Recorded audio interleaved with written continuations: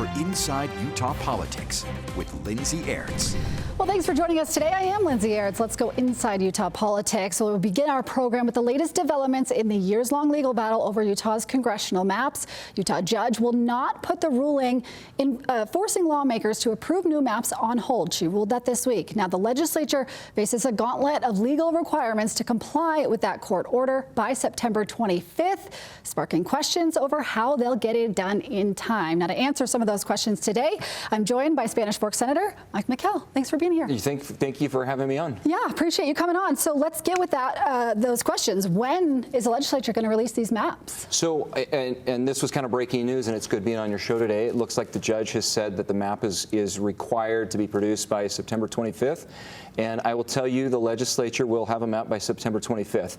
The legislature has every intention of complying with the judge's order at this point. Obviously, we've got some issues that we're going to take up on appeal. We're going to continue to fight, but we will comply with the judge's order. She's asked us to do that, and that's exactly what we will do. So her order says you've got to follow the requirements of Prop 4 now, which is basically don't gerrymander. Yeah. Do you believe Utah's maps are gerrymandered at the current moment? Look, I don't think they're gerrymandered. I've looked at that issue for a long time. And let me just jump in this idea that they were gerrymandered. I think her opinion was goofy in a lot of regards. She talked about the fruit of the poisonous tree. Let me tell you, this lawsuit... She doesn't mention that at all in her ruling. It's in her broader ruling. But the issue that is interesting to me is she talks about gerrymandering. Okay, we produced a congressional map. We produced maps for the House of Representatives. We produced state Senate maps. We produced state school board maps. There's been one lawsuit. We followed the exact same process for the House of Representatives. We followed the exact same process for the Utah State Senate. We followed the exact same process for the state school board. If these maps were so problematic to the plaintiff, why have we not faced a lawsuit for all of the other maps that followed the exact same process? I don't think they were gerrymandered.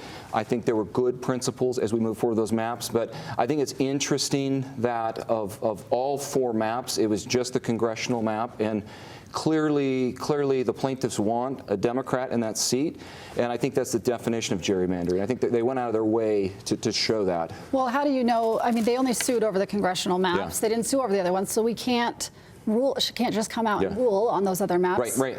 And I think that's my point. I think it's ironic that if these maps were so gerrymandered, they were so problematic, the plaintiff chose one map to sue on. We followed the exact criteria, the same process on all of the maps, but the plaintiff in this case decided to sue on one map. So?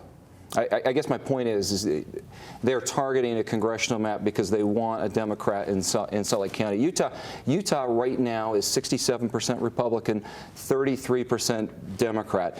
Whether we like it or not, factually, Utah is a Republican state. You look at the example that I would do the inverse of that is Massachusetts. They have 9 members in Congress.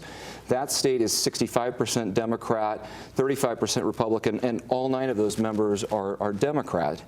And as I look at this question, was it gerrymandered? No, it wasn't gerrymandered. We actually live in a Republican state. I think that's just a fact that it is a Republican state. But should not the other side not have any voice at all? Because what the judge is saying here is that the legislature overturned the will of the people when lawmakers, when they were worried about congressional lines and being gerrymandered, they created an independent commission and anti-gerrymandering criteria so that Republicans in the legislature couldn't do that.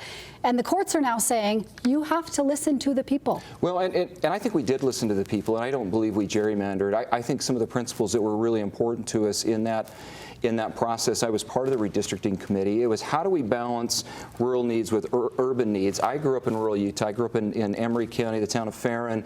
One of my favorite members of Congress at the time, John Curtis, represented the 3rd Congressional District. I watched John Curtis hold town hall meetings all the way from Salt Lake to Provo to the Navajo Nation, and I think that's incredibly valuable that all of those interests get represented. I look at the congressional map that we drew, and it would have given Salt Lake County 4 different members in the United States Congress, all representing that.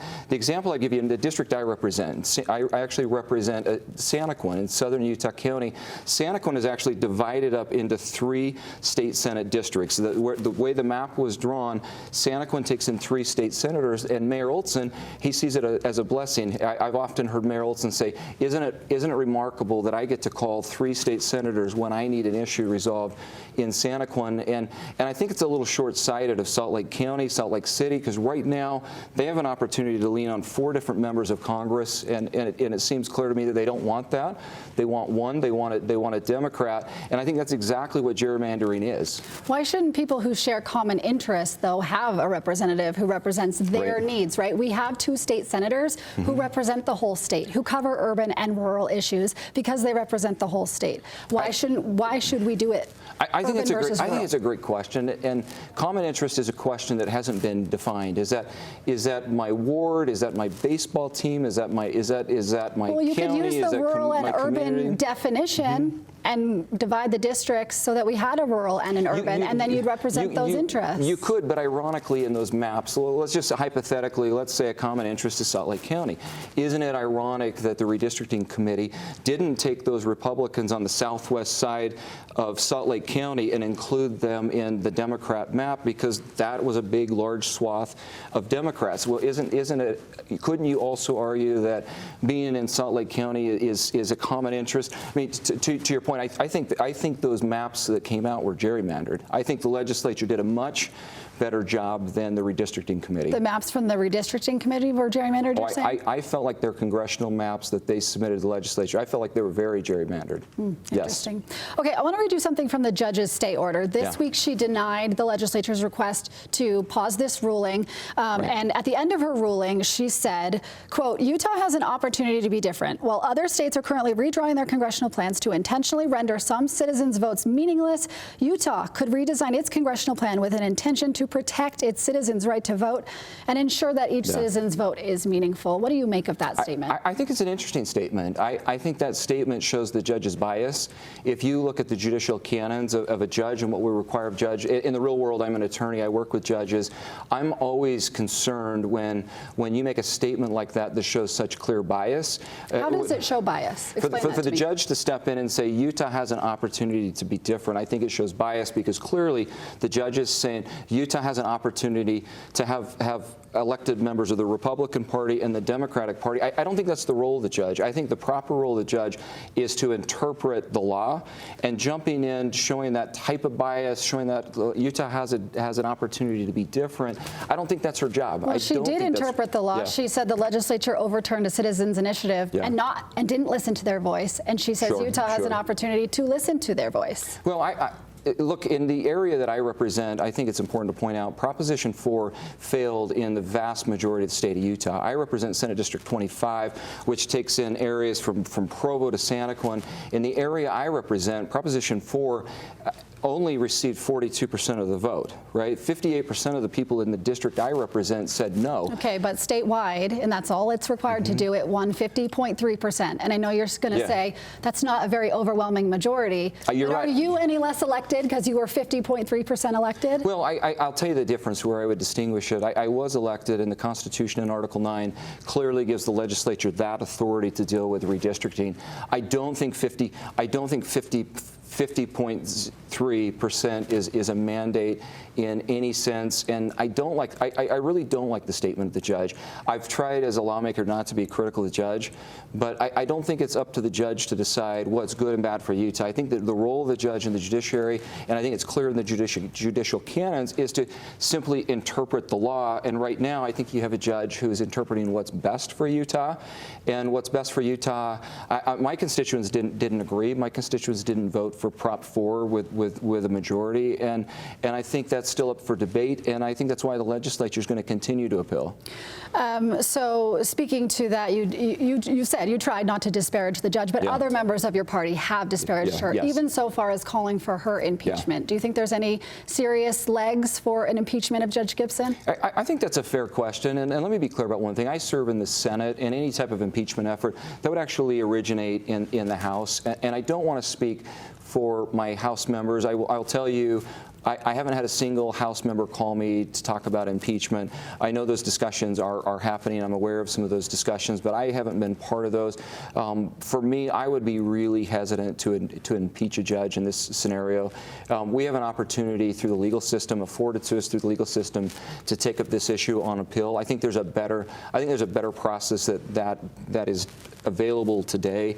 And right now, for me, and this is just Mike McKell, state senator, talking, I think the best process is the process before us. Let's go up through the appellate process. I personally feel like the judge missed the mark on that decision. I think that's a better way to handle it than impeachment. The House doesn't need the Senate's permission to impeach. The House could impeach and the Senate vote not to convict or never hold a trial, right? Yeah, so correct. do you think the House will impeach? I don't know. I have not been part of those conversations. I know some of those conversations are happening. It feels my impression.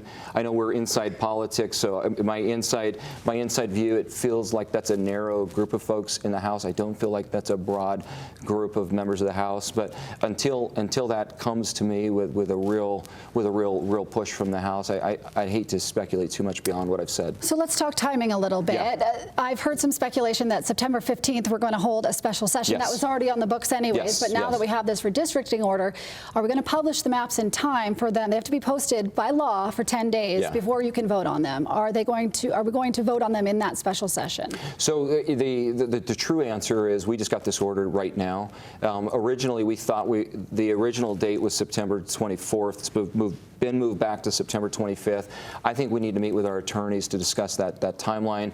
I want to be really clear. We intend to follow the court's order. We intend to draft a map and comply with the judge's order. That's what we're going to do. And at this point, we probably need to get attorneys in the room and figure out what that timeline looks like for us. It's going to be difficult. This is a difficult time of year for the legislature, but we will comply with the court order. You could convene easily if you wanted to. Can you not? It's a lot harder. It's a lot harder than simply convening. This is a difficult time of year. There are a lot of lawmakers that are gone and out of town and scheduled to be out of town. We will comply with the court order. We will find time to meet. We will certainly draft a map. Do you think that you do it all in that special session, or do you think there'll be a separate special session, like one or two? I think it could be a combination of both. It would be nice to resolve it. I know we're meeting a special session on the 15th. Some of those issues aren't clear. The governor is going to call that special session, so it's still up to the governor. It's still in his court what happens in that special session. It would be nice to resolve all the issues on the 15th. I don't think that's practical. I think, in my mind, and I'm speculating, I envision the legislature meeting in special session on the 15th and probably meeting again. The timeline is going to be very difficult to meet, but we will meet it. Well, the timeline gives until October 5th for the public to weigh in after you post the maps on the 25th. And then you don't have an evidentiary hearing until the 23rd. So couldn't you meet in October interims to do a special session but there? the difficult part is we have to submit a map by the 25th of September, and we will do that. Drafting a map, if you remember last time, we had a very comprehensive process. We took public comment. We did 20 hearings up and down the state. I was involved in that. It was a very lengthy, comprehensive process. Unfortunately, due to the ruling of Judge Gibson, we don't have that ability to solicit that kind of public input and to hold those types of meetings. So, but we will comply. But that timeline is going to be difficult. State Senator Mike McKell, thanks for your thoughts today. Appreciate it. All right, still ahead on Inside Utah Politics, a porn industry giant settles with Utah for millions. Why the Attorney General says this is just the beginning. Stay with us. Watching Inside Utah Politics with Lindsay Aerts.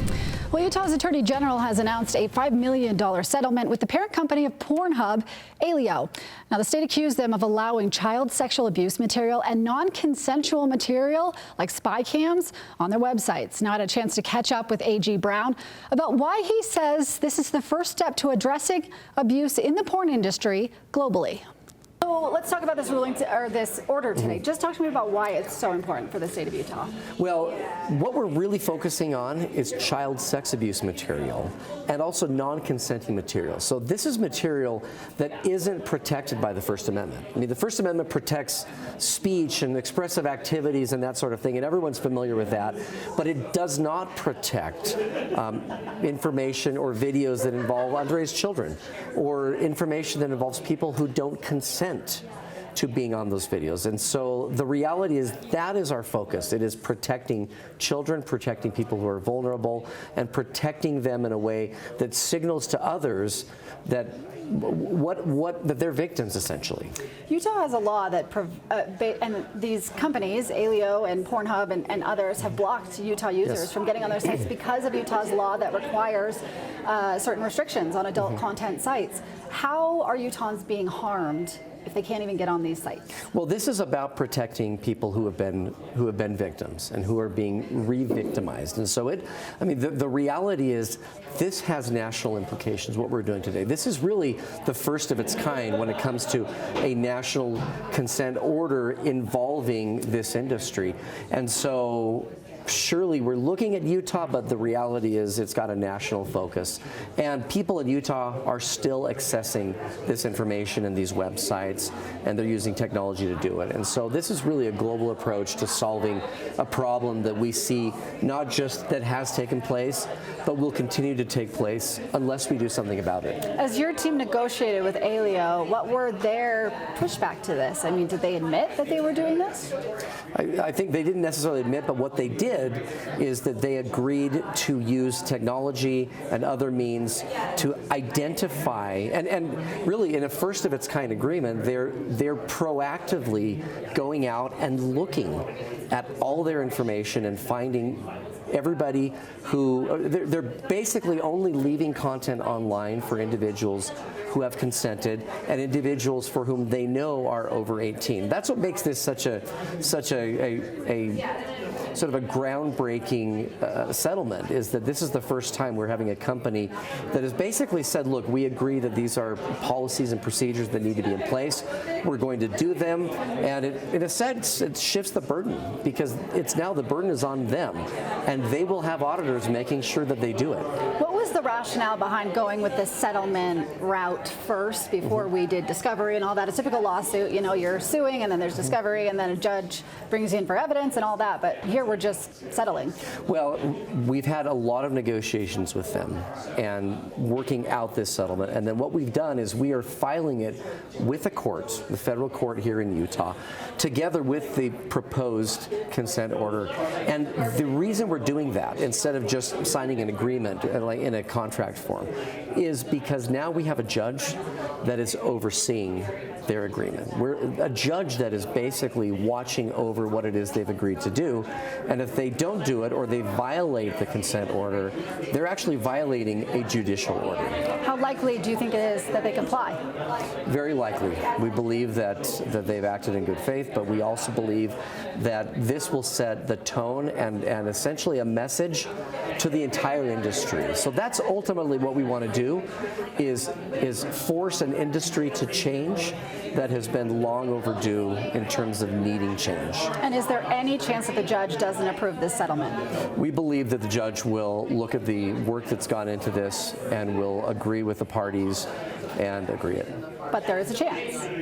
In theory there is, but we're very confident in the work that the lawyers have done with our Department of Consumer Protection, and we are very comfortable with this settlement and the results, and feel that a judge will see it the way that we do. Appreciate Attorney General Derek Brown there for taking time to talk with me. Well, coming up, still on Inside Utah Politics, Congress on the clock to avoid a government shutdown, how long lawmakers have to reach a deal on funding, and where they're butting heads. It's coming up next. Watching Inside Utah Politics with Lindsay Aerts. Well, this week, Utah Homeless Services have entered into agreement to potentially buy land from Salt Lake City for a proposed 1,300-bed homeless campus. Now, the land is on the west side of Salt Lake City, and neighbors there, along with their elected representatives, are voicing some concerns. Jordan Tracy spent time in Rose Park this week, and he's here with more.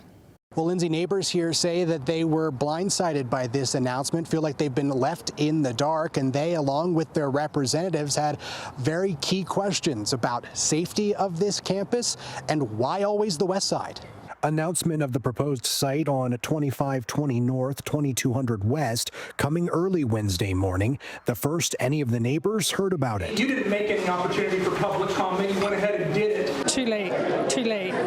They should have looked into the security issues, the concerns before they announced the site. So feeling voiceless is a really, really highly emotional thing for me, and knowing that my neighbors and constituents feel even more voiceless, that's terrifying to me. The purchase itself isn't finalized. It's just an initial agreement. Homeless Services says the campus will have all social and health services available with low barrier entry and boosted security, but that hasn't calmed neighbors' concerns. Yeah, homeless people that don't want to go to the campus follow, and the drug dealers follow. You can't make them stay on campus, so they're going to wander the neighborhoods and stuff. One standout question, why always the west side? Neighbors and their leaders point to numerous projects like the prison being moved to the west side. We just wanted to widen this area. One little 17-acre area out of the hundreds of acres that are there for a shelter in the middle of a business park, basically, and a few homeowners. We've kind of been dumped on out there forever. We're getting the buildings dumped on us now and everything else. The west side is not a not in my backyard community, but they are a not only in my backyard community, and they don't mind shouldering, taking on this burden as to do their part, but they're asking the question, who else is going to take on the burden? It's no secret the state and the city haven't seen eye to eye on this issue, leading to concerns whether this campus will get the resources and funding it needs to be a success. The state representatives all go, well, Salt Lake City, slap, get your act together, or we'll take over. I mean, it's come up this year.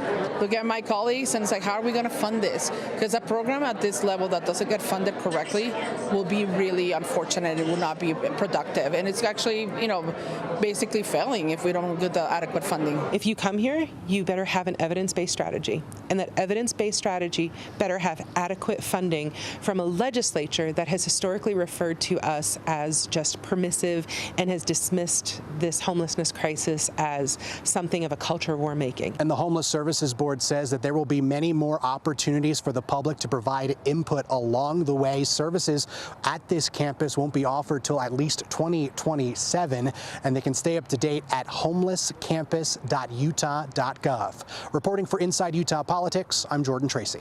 Jordan, appreciate your reporting there. Well, House Speaker Mike Schultz also throwing his support behind the proposal. He released a statement that said, in part, quote, if done correctly, this transformative campus has the opportunity to improve public safety, clean up our cities, and change lives. Well, now to this. Lawmakers are back in Washington, and number one on their to-do list, avoid a government shutdown at the end of the month. Our Washington correspondent Raquel Martin reports the effort is off to a chaotic start.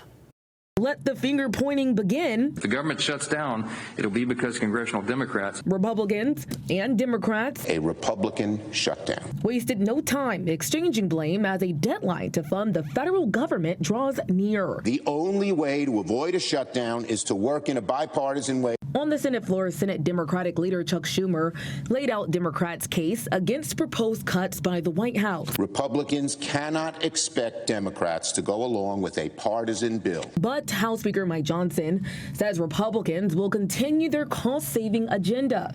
This summer, they passed the Big Beautiful Bill, which includes more than $1 trillion in spending cuts. Then eliminated billions in approved funding for PBS, NPR, and foreign aid, all without Democrat support. But it's not enough. We have to continue to spend more responsibly. Lawmakers have less than 14 working days to reach a bipartisan deal and avoid a government shutdown come September 30th. Republican Congressman Tom Cole, top House appropriator, says the most realistic solution, a short-term plan that keeps current spending levels in place. Can't jam either side. Democrats have not weighed if they will support a short-term deal and are demanding a meeting with the Republicans and the White House to avoid future cuts. President Donald Trump says he'd be willing to meet this month. In Washington, McKell Martin. Well, that does it for today's Inside Utah Politics. Stay in touch with us on social media, won't you? You can find me on X and Threads, Lindsay on Air, Lindsay spelled with an A, or you can search on Instagram for Inside Utah Politics. You can also find us in podcast form. Anywhere you get your podcast, just search for Inside Utah Politics. And if you're looking for more political national headlines, check out the new show from our Nexstar National Network Political Power Ranker.